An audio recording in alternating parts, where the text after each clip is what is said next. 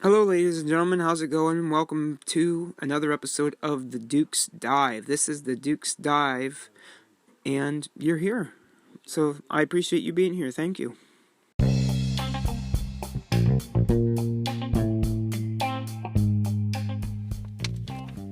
Alright, we're recording. Welcome, ladies and gentlemen. This is the Duke and good old KJ here. Hey. We're going to cover AEW tonight. AEW's television debut. Yes, national TV tonight. Yeah, they didn't have a shabby debut at all. No, I enjoyed it. I enjoyed it. I think they did everything they needed to do. Oh yeah. You know, no big surprises, I guess, until the end. But Right. And quality. it wasn't a pay-per-view though. Right. It was just a television debut, so they didn't need to knock the bolts off of it. You know what I mean? Mhm. On this go around anyway. But They didn't put all their eggs in one basket. That's No. for sure. yeah. So we kicked it off with Cody Rhodes right away coming out. Kind of a surprise to see him so early on in the card. Yeah, I wasn't expecting that match first. No, not at all. And of course he was taking on Sammy Corvea. Yeah.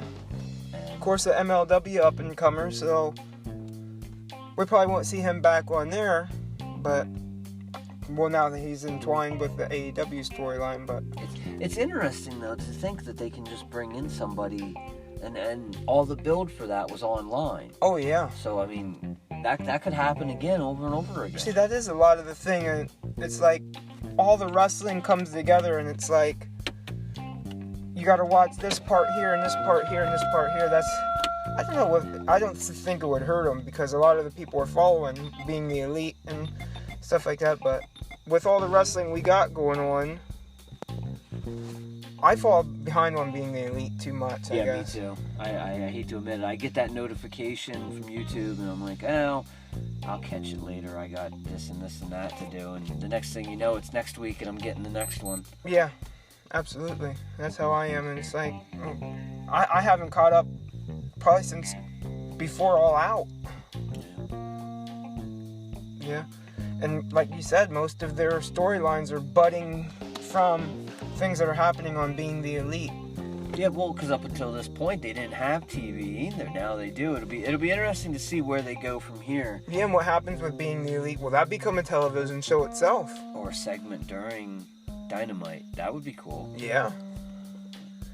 Because they need to get the casual wrestling fan up to speed and update them on the things that have been happening on Being the Elite. Yeah, Even us guys like us who we're bogged down. Now look at that. I mean, wrestling every day of the week is no foreign concept to us, but we got it now. We got a solid action-packed whole week of wrestling. Yeah, I mean, we had wrestling to watch every day of the week, but we had to go online for it. Now it's basically Every on day. TV Yeah. every day. Plus, that stuff that we watched online is still there. Yeah. Plus our live shows. How crazy is it? It's crazy, but it's a good time. It is. I did like how we didn't have Monday, Tuesday, Raw, SmackDown. I do like it being on Fridays, but as an old school fan, SmackDowns are Thursday nights. Yeah. That's Oh, Thursday will be Beyond. yeah. Yes. Oh, to stick to the match anyway. Yeah. we got completely off track. Imagine that. I really like this match. Yeah, I this think- might have been. I would say if it wasn't for the Pac one, this would probably be my match of the night. Mm-hmm. Yeah, and it wasn't like Cody didn't dominate him at all. It was very No. competitive. I mean, Yeah. Sammy kicks out of the beautiful disaster kick towards the end. He also kicked out, what was that? A reverse suplex off the top rope. Yeah. Pretty nasty move, to tell you the truth. Yeah, it was pretty nasty. And but Cody comes out on top at the end. Yeah. For now, anyways. Yeah, there was a little pitter patter afterwards as they kind of got in each other's faces just a little bit. Yeah. Tony Schiavone came in to congratulate the winner, I guess, and got a hug for his troubles. Yeah. Yeah, he did. And then again, another little face-off, I guess, between Sammy and Cody. Maybe, a little foreshadowing to a future rematch. Yeah, absolutely. I'd like to see it. I was even thinking maybe a Sammy versus a guy like Darby Allin. Yes, I would like to see him. see Darby extend himself more into like a cruiserweight type situation, get away Oh, a little yeah, bit from absolutely. the multi-man crazy matches. The stunt, of course, stunt guy. My noise is like put my window up and it starts to rain here again. In Nieli Land, it's raining. Skinwalkers were out getting my goats the other day. Oh no. Yeah, I'll tell you about that off there, because we don't want to scramble up the waves too much, but that's a story. I will look forward to hearing that. Skinwalkers, I'm telling you. But, yeah, we opened up with that one, and then the second one was MJF versus Brandon Cutler, and Brandon Cutler comes out first, and me and Steven kind of look at each other like, who's this guy? Yeah, I noticed that going into it, they had built this, I completely forgot, they had built this MJF versus the Jobber. That's what they had him down as, local Jobber.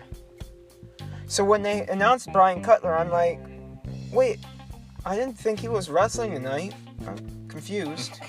Oh, okay, that's the guy who, yep, alright. Apparently a high school friend of the Young Bucks, yeah, that's what they said, yeah, huh? I still trying to catch up. I'm going to have to do a little catching up on the side and see. We'll have to watch that Being the Elite stuff. Yeah, but he definitely looked good, I'll say that. I mean, there was a few times he hit a flip off the top rope, not really a moonsault, and he flipped over top of MJF, and his landing wasn't also great. Yeah. And I think there was a roll-up where he lost it and fell off of him. But, I mean, for a I wouldn't say young guy, he's the same age as the Bucks, but inexperienced guy on that platform, it was all right, and it did what it needed to be. You know, of course, MJF went over. Of course. You know, he cut his typical coming to the ring promo, which I love his style. It starts right off with, in case you've been living under a rock, or you're poor.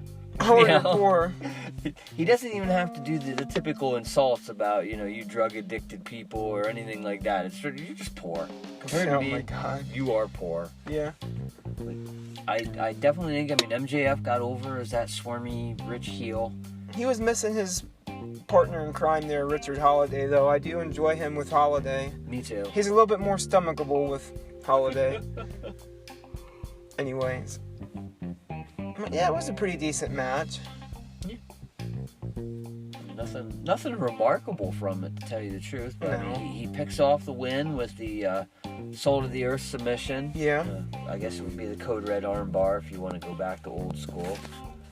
And that was pretty much that whole entire segment. I believe then after that match we had the one of the ringside interviewer. I didn't catch his name. Kind of annoying guy, to tell you the truth. Oh, But, yeah. Yeah, he was interviewing somebody that Steven picked out right from the beginning. Jason Mewes and Kevin Smith at ringside. Yeah. That was Silent Bob and... I thought that was them. Then I was like, it's cosplayers. No, that's got to be them. And it was. Yeah. They were there to promote a movie that apparently that Kevin Smith did with Chris Jericho. It must be a Jade and Silent Bob movie, because remember they were... Well, yeah, they're rebooting or recloning the Clerks movie. Yeah. But I don't know if that's it or not. I don't know what movie it was. I couldn't hear. I mean, we were, like I said, well, I guess we really didn't tell everybody, but we were at a small viewing party with some friends, and Yeah. it wasn't always easy to hear what was going on. Sometimes it's best if you're trying to really catch every little thing to watch it by yourself in a quiet environment. But Yeah. it's a different thing to watch it there too. You know, with Even other sometimes people. then you get confused, or Yeah. you get on your phone and I missed something. I do that. That's Yeah. before I watched a lot of TV on my phone. I'd be watching it on TV and I'd be on my phone, and next I'd be like, oh, that match is over. Yeah. Oops. Yep. But anyway, they were interrupted during the interview by two of my favorite guys, Jack Evans from the Heavens And Angelico. Angelico. Angelico. Is that how you say it? I always have trouble Something with that like name. that. It is. It's Angelico. Angelico. Angelico, yes. Of course, former Lucha Underground guys. Two guys that they were faces when they first came in. Didn't have no success. And on the last AEW show, which Fight for the Fallen, I think might have been the last one. He's out of Fyter Fest. Whichever one was the last one. I think it was Fight for Fallen. I think it was too. They turned on Private Party Ooh. after the match. It was a 8-man tag. They were teamed up with Private Party against SCU and Dark Order, and they turned on Private Party after the match. So they came out and was kind of bullying around Kevin Smith and Jason Mewes. Yeah, they were bullying them around. Private Party came out and made the save. Private Party, Street Profits, whatever you want to call them. Yes, yeah, they're very, very reminiscent of each other, definitely. Yeah. So that segment, then we went to commercial. Oh, and then we came back with my match of the night. And I dare anybody to really go against this. I mean, you can say that you liked another match as much, but I can't imagine anybody liked anything more than... Yeah, I'm going to go with this one, too. Pac versus Adam Page. Yeah, we finally get it. Oh, man, yes. It was a great match. It lived up to everything. And it leaves room. There's definitely absolutely a chance to do a rematch. Because there was a little bit of ref chicanery, a little bit of, his body was in the way, he didn't get to see. You know, they called the Pac, put him in the Rings of Saturn, or whatever you want to call that. The Rings of the Bastard Ring. I don't know. Oh, man. What was he calling that? I forget what he does call it right now. But yeah, he hit the Black Arrow onto Hangman, who was laid out on his stomach, and then locked in his submission, which I'm just... The Rings of Osiris, it something definitely like is that. the Rings of Saturn, but he has a name for it. Not the Neutralizer, the Punisher, it's the something, and I'm completely mind blanking. I don't know what he's calling stuff after he's been out of WWE as Neville. So there's a lot of wrestling. Yeah, there's definitely a lot of wrestling. But so like I said, there was a referee decision on that one, so we give that one to Neville, or Pac, excuse me. I don't want to get beat up on that one. Cease and desist. Yeah. But kind of crazy that the Bryce Rumsford calls for the decision. We kind of all looked at each other like, I actually said, why is he letting him out? Yeah. Why would he let him out? Oh, he won. He did have a little bit of color on his cheek too. Oh. It scraped up, I guess, it looked like. So. I'm just going to scroll down here and see if I can find on this. Yeah, because we're going to need that lady's name. That lady's name? The lady that wrestled Nyla Rose. Oh, I got that. The one that's built like Luke Lee. Uh-oh.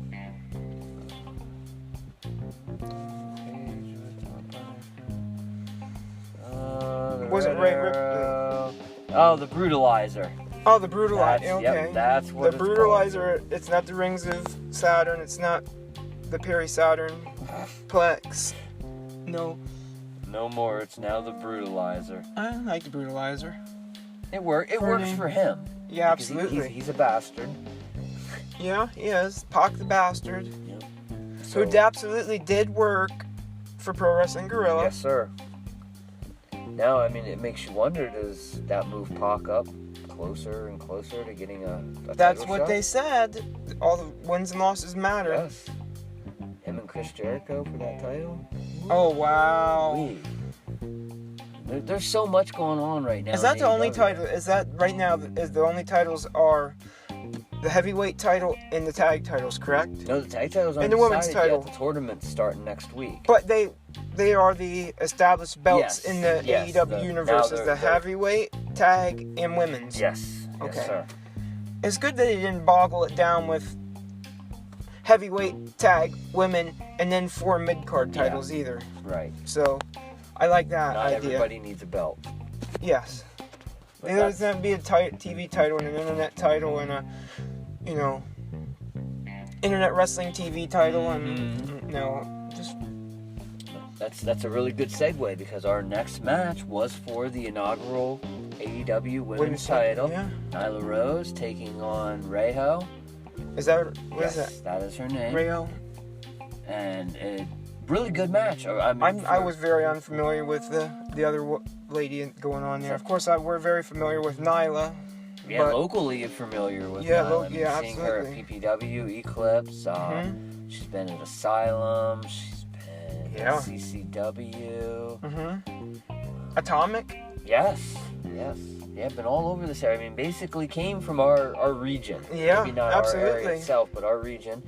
And she had a really good match. Like Steven said, I'm not extremely familiar with Reiho. He actually, when she came out, he says, now what do we know about her? And I said, well, I know what they've told me from watching these shows. Yeah. I seen her in the women's, what was it called? The Mae Young? No. I believe she was in the Mae Young. If anybody listens to this can know for sure. Or maybe she was in the Women of Honor tournament. Possibly. I'm pretty sure that when she came out it was the women's buy-in battle royal.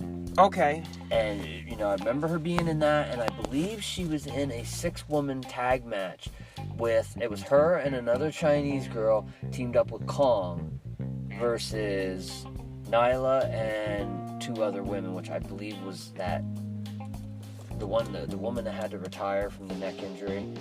Oh, okay, yeah. Smiley Ray or Smiley Kylie retired. Kylie, yes. Well, she says she has to retire. Wow, it's incredible. That's had crazy. A neck injury, and I think she was one of the people that was advertised as one of the biggest women on the card for AEW at one point in time. And it makes me wonder if that was her she was spot their tonight. answer to Bayley. Yeah. Yep. I think anyway. I wonder if that was her spot. If Reiho, she's supposed to be Reiho. Yeah. Which is unfortunate if it's true because, surprisingly enough, Reiho makes the upset victory and is your first AEW champion. Yeah.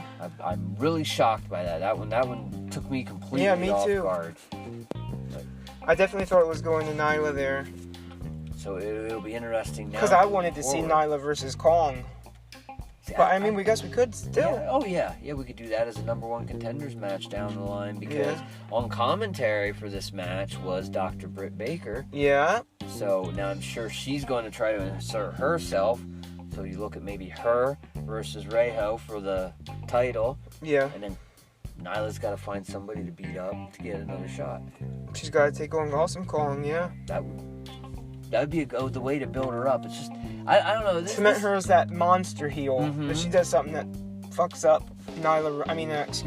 Awesome Kong, she messes her up. But, I mean, this match did nothing. Losing this did nothing to really hurt Nyla Rose as far as her mystique goes because she dominated a lot of the match. Yeah. Reiho kept hitting, moves off the top rope or whatever, and then following the match, Kong takes out, I got Kong in my head. Yeah. Nyla Rose takes out everybody, the referee and, who was the Japanese guy that came out to congratulate Reiho? Kasaya, I think was his name, took him out and of course took Reiho out and brutalized her at ringside. Yeah, they messed her up. Mm-hmm. So, lots of places they can go. And that's what I said. Almost every division in AEW is wide open, whether you're talking about the heavyweight or the championship division, the tag division, which, of course, we're in the midst of, we haven't even started this tournament yet. Well, I guess technically but we don't want to run into the situation where, okay, wins and losses do matter, but now it doesn't really kind of matter because no matter what, the heel or whoever loses, if they lose, they're just going to attack the winner anyway. We're going to get into that situation. Right. We don't want to get into, what I mean? That's the way to write off, they should be how do I want to say it? Like, demoralize the point, but no, we're going to do a point system?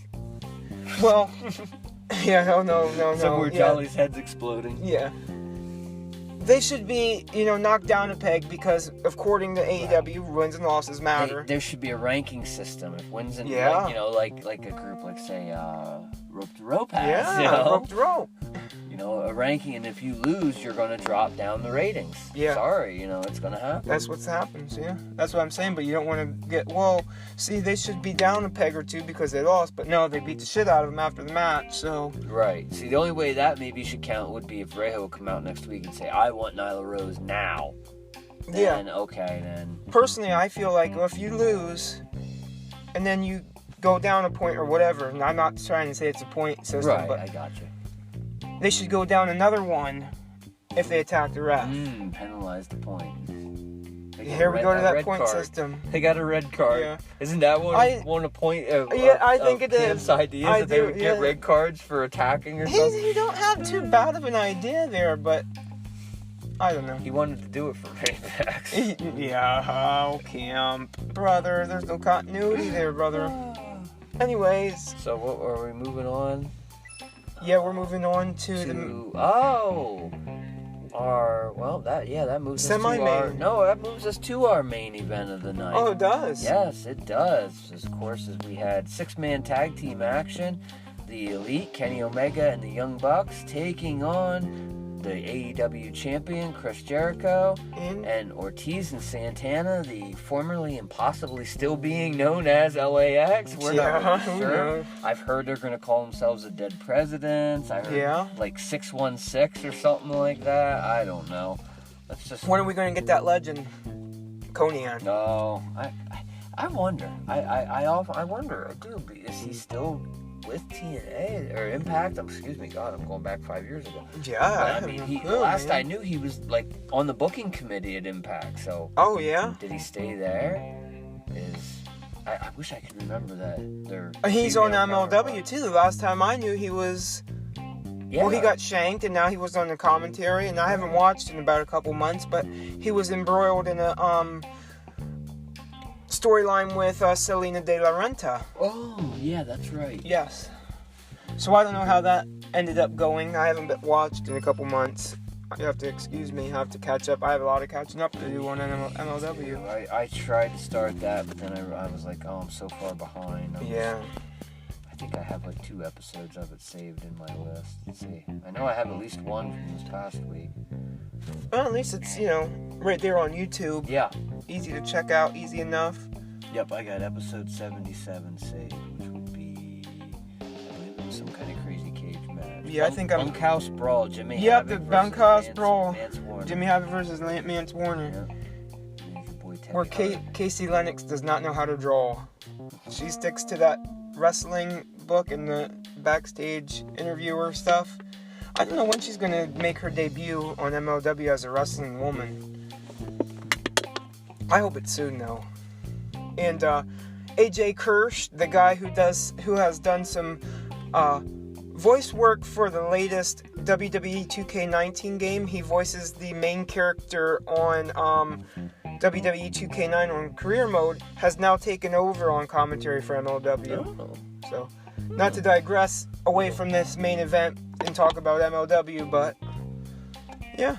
All the wrestling. Yeah, all the wrestling. But yeah, it was a pretty good match. Yeah, I liked this main event. It was, it had 2 segments. Well, actually, more or less, it had 3 segments. You had the beginning segment where Omega and Jericho were locking up, going back and forth. Yeah, that was great. And then all of a sudden, out of the crowd, as most people I think probably suspected, here comes Mr. Moxley. Yep. Attacks him. Drags him up into the suite or whatever that was. The VIP area is what they said. JR was surprised. Yeah. There's a VIP area? I didn't know that. Oh, how they didn't invite JR to the VIP area? Well, maybe they didn't have no barbecue sauce. I don't know. Sure, maybe not. They need to get Pinhead on the situation too. I'd like to see JR try Pinhead's barbecue sauce. That would be a meshing of worlds. It might be enough to break the multi-wrestleverse. Yeah. Shatter it. Anyway, I knew I was going to do that. Yeah. Moxley, double arm DDT. Does he have a name for it now? His old, Dirty Deeds. I think he still calls it the Dirty Deeds. I don't know. I'm sure there's some AEW aficionado out there that... If we were just listening when he did the move, we would have heard it. But I think we were all popping because... Yeah, because there he was. He did it to him through a glass coffee table. Yeah. After, time in and time out, AEW said, we're not going to do any kind of crazy hardcore or deathmatch type stuff. Which, now given, it wasn't what we've seen on some of their pay-per-views. Yeah, it wasn't no, gusset play. No. To the wiener. I seen that this weekend. He didn't break open. He didn't bleed. At least not on TV. They cut away to commercial break. I think it was a sugar glass. Oh yeah, it was. It definitely was. It wasn't It wasn't a couple old deathmatch boys bringing out the mom and dad's No. car windshield blasting through. But yeah, for national TV in Absolutely. this PG era, that was shattered enough. a lot of people's expectations right there. And I mean the crowd just what they thought they were going to do. AEW. Oh, yeah. You know, they were behind it. We go to commercial, we come back, find out that referee Bryce Rumsford has decided to let it continue. It's a handicap match now, the Bucks versus... I was confused on that myself, so... the Bucks, tried to fight it off. In the end, the numbers were too much, and Jericho ends up hitting the Codebreaker. And gets the pin. Then they... chicanery. Yeah, chicanery, shenanigans, if you will. Yeah. Erupts after the match as they continue to beat him down. Cody Rhodes comes out and tries to make the save. They beat him down. What was the kid's name from the first match? Sammy Guevara. Yeah, Sammy Guevara slides in and attacks him. I mean, he kind of looked like he was just coming up and be like, hey, what's up? Yeah. And then he low blows him. Kicks him right in the ding-dong. Yep. In the ding-dong. And then Dustin Rhodes, Goldust, whatever you want to call him, comes sliding out, and he kicks Sammy in the ding-dong. Yep, kicks him in the ding-dong. And of course, again, the numbers game, and then Jack Hager. Yeah. Jack Strong.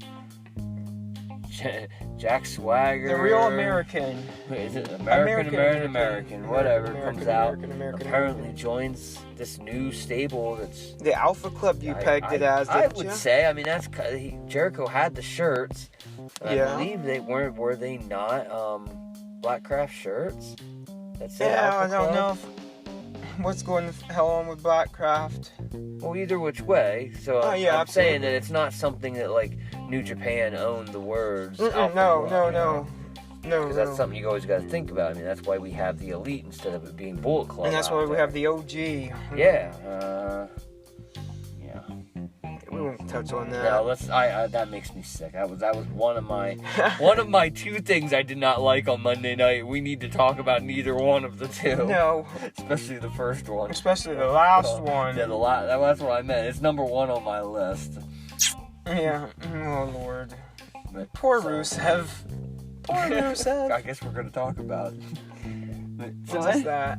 Anyway, that's how we ended the show then, was with the Alpha Club, if you will, standing tall in the ring. Jericho laughing. I mean, he hit pretty much every move on poor Cody that you could possibly imagine. Yeah, he hit the Codebreaker, hit the Judas Effect.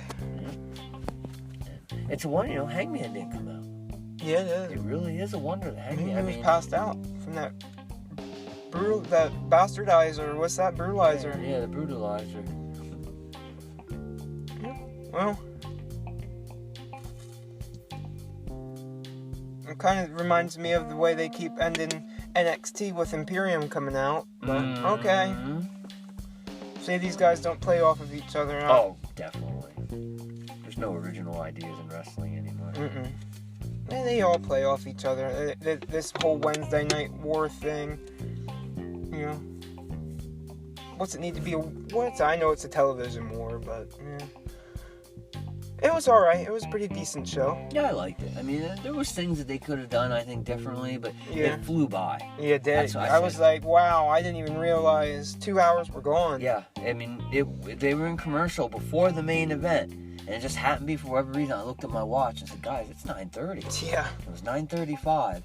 And it's like, when they came back, if I wouldn't have looked down, when they come out and said, it's now time for the main event, I'd be like, wait, what? The main event's like an hour and a half long? Right. Time just flew. I mean, I don't know if it was just because we were hanging out, having fun, or if the show was really that good. I mean, it definitely wasn't your typical Monday or Tuesday night show. Let's just put it that way. Absolutely. So I'm excited to go home and watch NXT. Yeah, me too. How that holds up. I've heard some stuff. Me too. We got to see the ending. Yeah, so. We actually did see the ending of it. Pretend that didn't happen. Yeah. But we popped for that ending that we are gonna pretend we didn't see. I know I did anyway. Oh shit. But yeah, anyways, that wraps up our coverage on AEW, and thanks for joining us on this. Bye. Goodbye.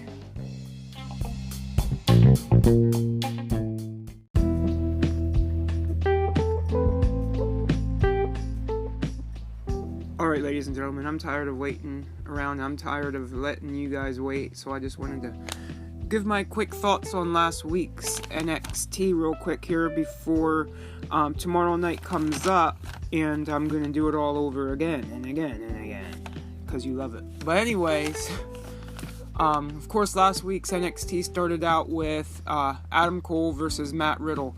That was a decent match. It was a nice back and forth match between those guys. A lot of, heavy mat-based striking style from Matt Riddle.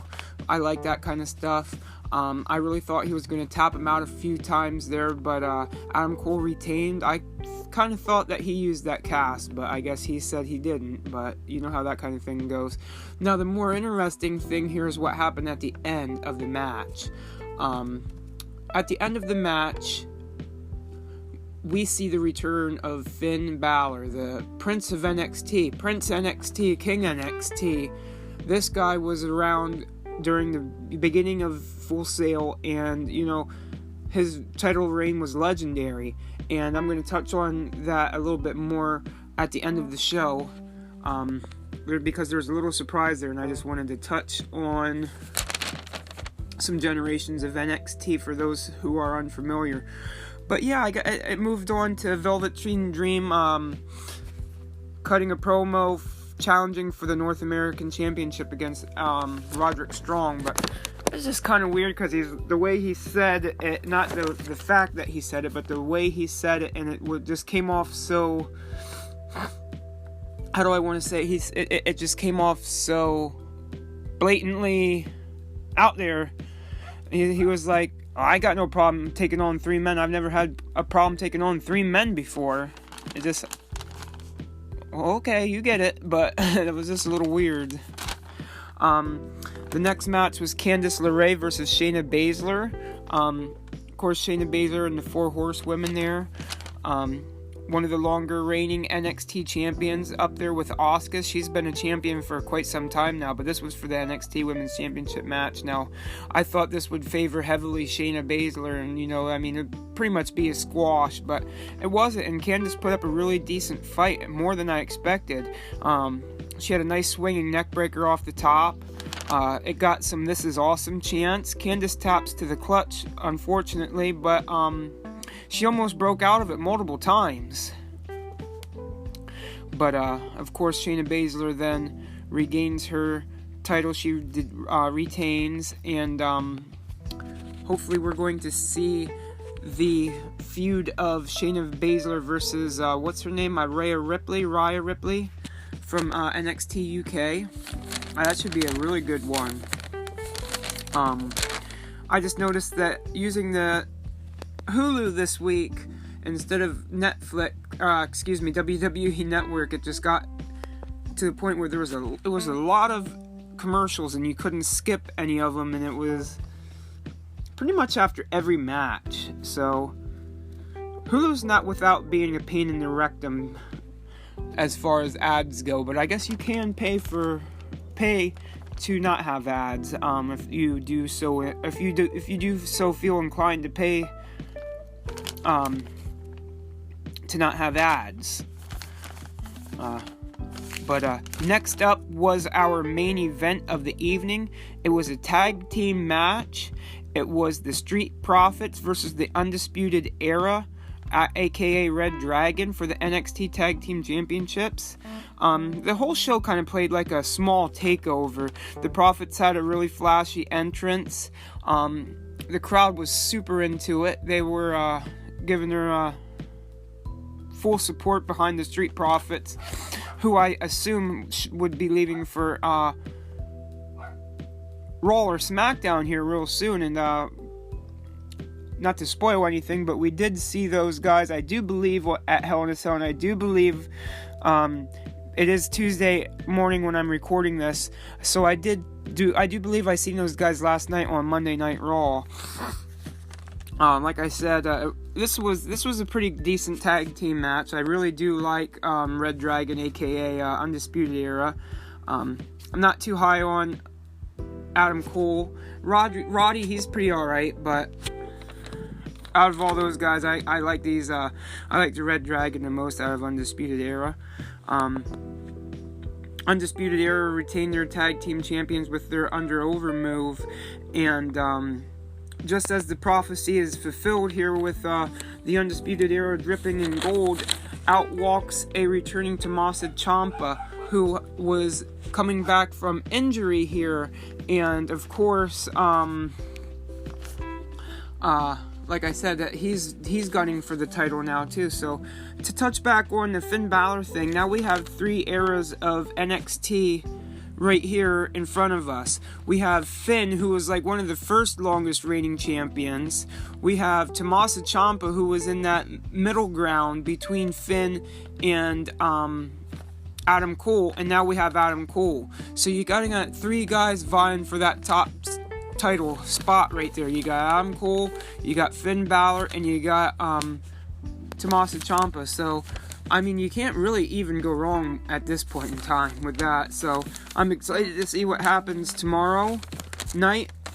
What I'm looking forward to the most is Drew Gulak versus Lio Rush for the 205 Live Cruiserweight Championship. So that should be a very decent match. I've basically been saying for at least a year straight now that they should be touring, and 205 Live should be touring with NXT. So to see that, come out, it's like, oh, maybe I do know what I'm talking about sometimes. I don't know. But that was my coverage of NXT. Thank you.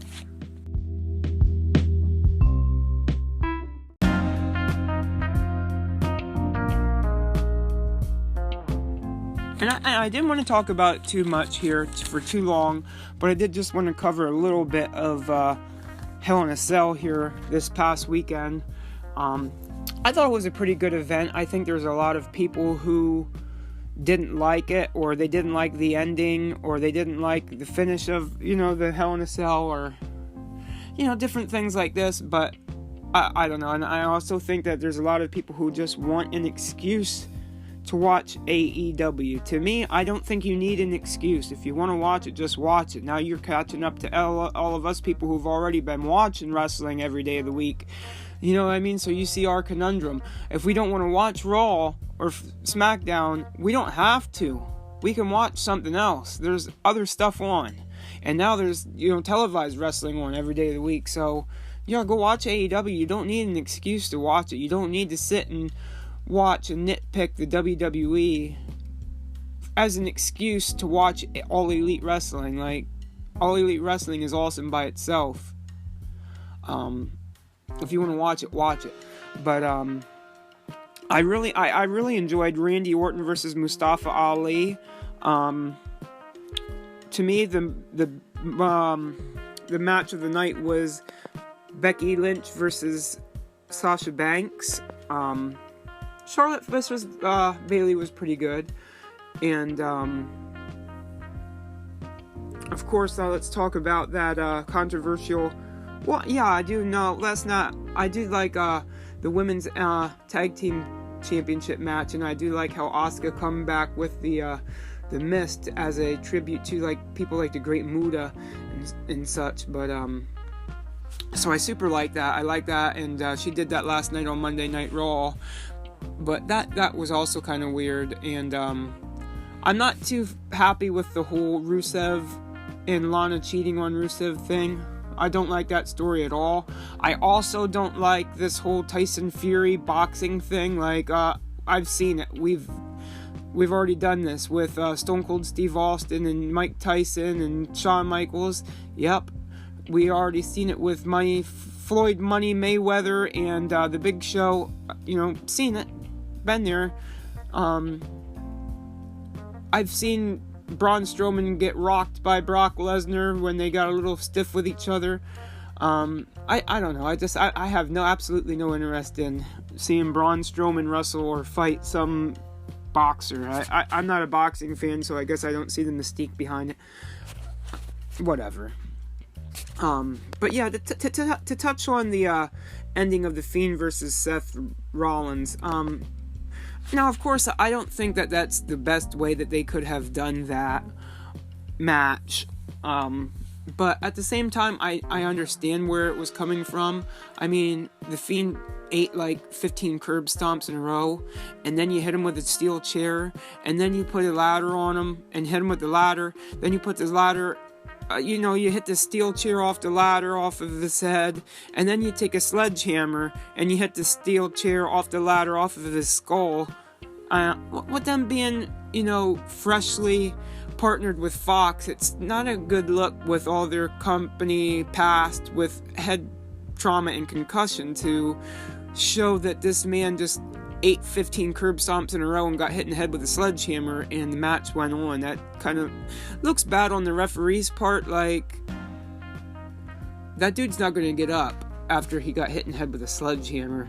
That's kind of like what oh my god, he got hit in the head with a sledgehammer, you got to call the match, the match is over. And a lot of people compared that to Hell in a Cells in the past. And Mick Foley and Mankind will tell you themselves, they probably shouldn't have done a lot of the stuff that they did do in that Hell in a Cell match. And you don't need guys out there getting hurt. They've said this themselves many times. Mankind has said this many times. You don't need to get all out, you know what I mean? You don't need to go out there and freaking kill each other anymore. That you don't need to do what we did. But at the same time, a lot of people, draw comparisons to that, and they say that match didn't get stopped. Actually, yeah, it did get stopped. Remember? Because they raised the cell. The match was over. The Mankind was being taken up backstage, and the match was over. He was the one who restarted the match by running back down to the ring. So, I'm just saying, with that being said, I see what they were going for. Was it perfectly executed? No. Was it kind of stupid? Yeah. But do I see what they were going for? Yeah. And with them not touching it was kind of weird last night on Monday Night Raw. They kind of said that they were going to explain the ending, but they never did. And then, like I said, it ended with Braun Strowman versus Tyson Fury face-off. Something I have absolutely no interest in, but I'm not canceling anything, actually, I've already canceled, so, I'm still gonna watch. Whatever. I'm interested to see where they're gonna go with it and whatnot, but anyways, that'll be it for this week, and I thank you for watching the Duke's Dive. See you tomorrow. We'll see you next week.